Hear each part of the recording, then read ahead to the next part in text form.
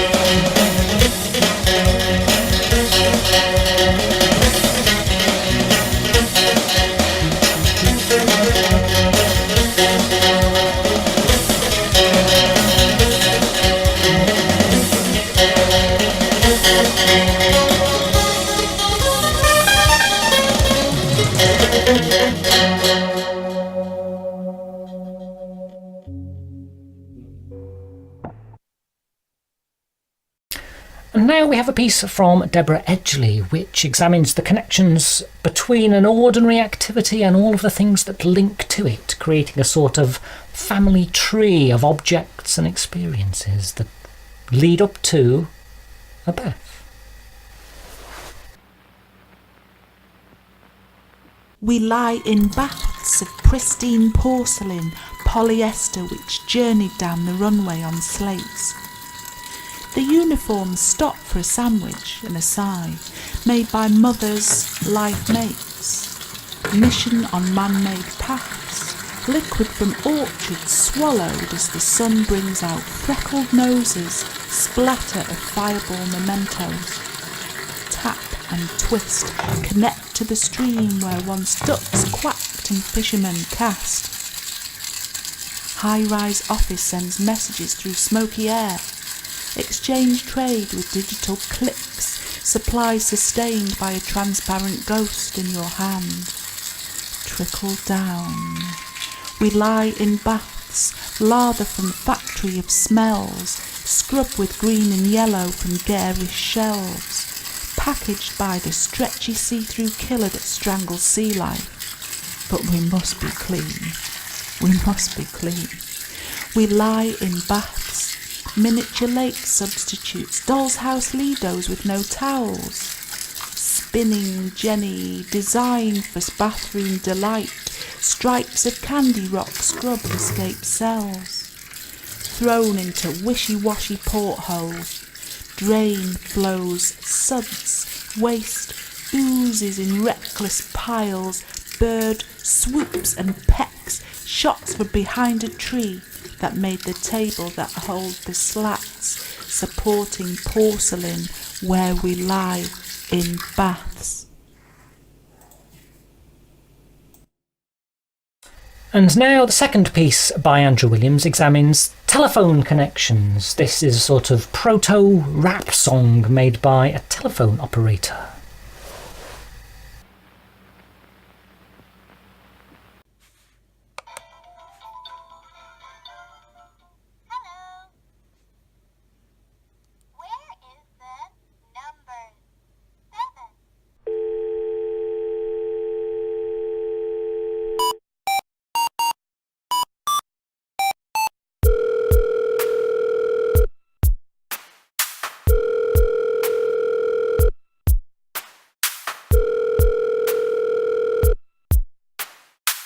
Please leave your message after the beep.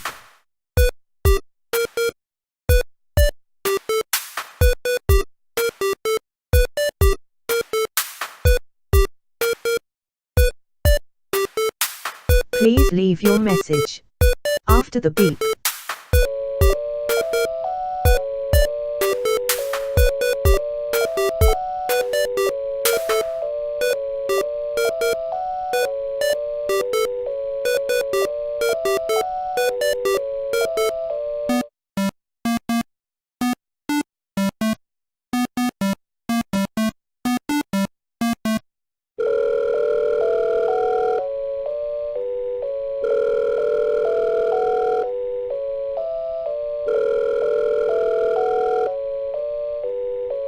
Please leave your message after the beep.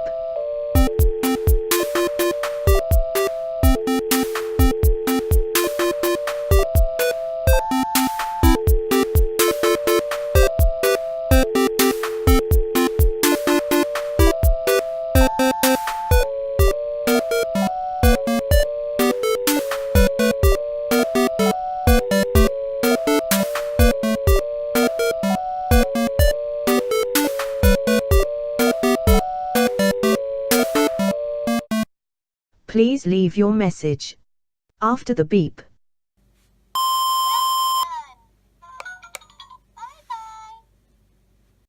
And next we have the debut piece from a new artist, Rudi Punzo, who is a performance artist who has particular interest in kinetic sculptures and making sculptures from recyclable materials and using energy from renewable sources. This particular piece of music is analog electronic music that uses photovoltaic panels, that is, light itself, to generate the music in a live soundscape that's performed entirely using light and shade. It's called Sound of Light.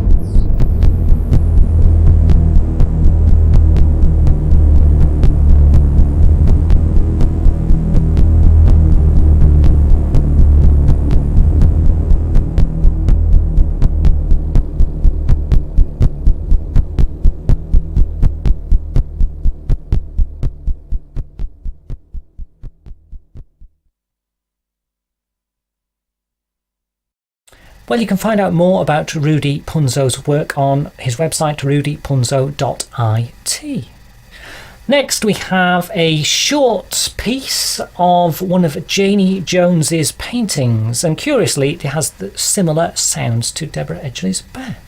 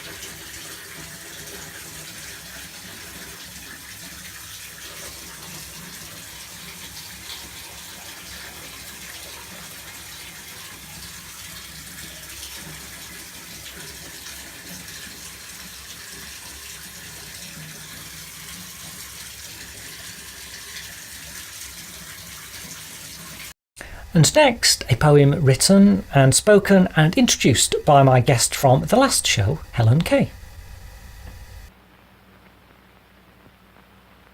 This is a poem about the way people connect differently according to their age and experience. Soothed by sweet sherry, Nan finishes The Shell Seekers. She read it before, but this version is in large print with an endnote about Rosamond's own story of her father overseeing boats laden with teak and rubies on Rangoon River. The words lift Nan to gaze past her double-glazed window. She smiles at the camellia in bud and pictures the pretty stones piled in a ship like a sweetie jar. She shuffles to the sideboard, wrestles a drawer open, pushes a ruby ring over her rivery finger. The man on the market stall said it was ruby. She does not wish to ask questions. The stone does not speak of its journey.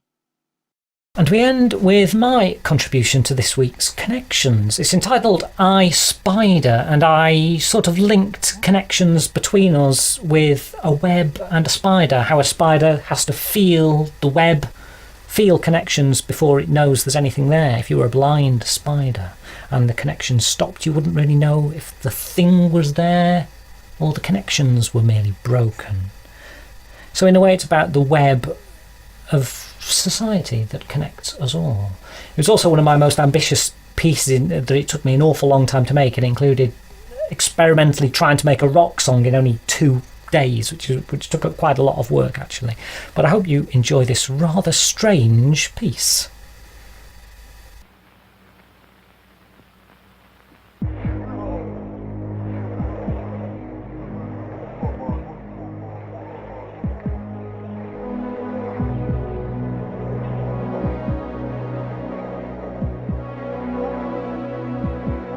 I spider wait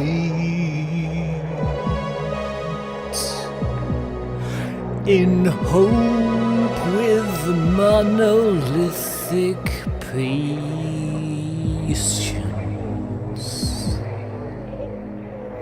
My web shivering, my starlight.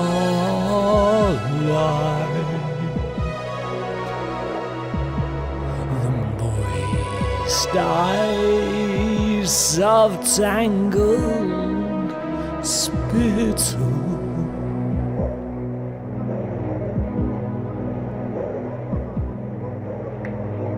I can feel it pulsate through my feet, or its fingers broken into fisty knots of tears, crying for contact.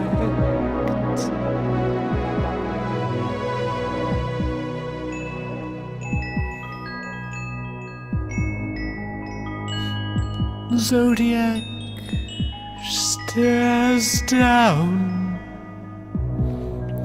through the layers of sky's breath. The stars weep, unaware of the patterns. Is there anybody there? Speaks death.